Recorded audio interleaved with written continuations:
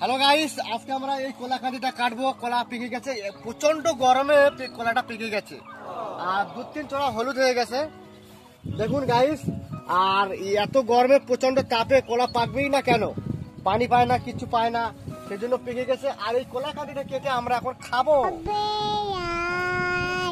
চলুন শুরু করা যাক। কিভাবে কাটছি দেখুন গাইস, দেখুন সুন্দর কলা, একদম মসমসে।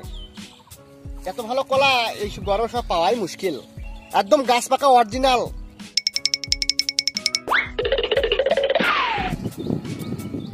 আগে সর্বপ্রথম আমরা ছড়ে নিই পাকা কলাগুলো।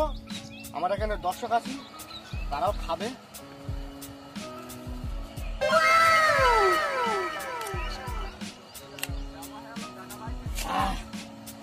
গাইস, কলা দেখুন একদম অরিজিনাল, এতে কোনো রং টং কিচ্ছু নেই। এই খালে শরীর আরো স্বাস্থ্য হবে, একদম মানে বিনা সারের তৈরি এবং বিনা রং এবং প্রাকৃতিক ভাবে পেকে গেছে। আমরা খেয়ে আমরা শরীরকে স্বাস্থ্য বানাতে চাই।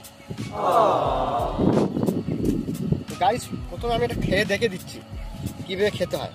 একদম অরিজিনাল, রং দিয়ে পাকালে এত সুন্দর কালার আসে না। এটা প্রাকৃতিক ভাবে তৈরি হয়েছে, খুব সুন্দর ভাবে তৈরি হয়েছে। এর স্বাদই আলাদা, সুন্দর। এই কলা সেই স্বাদ।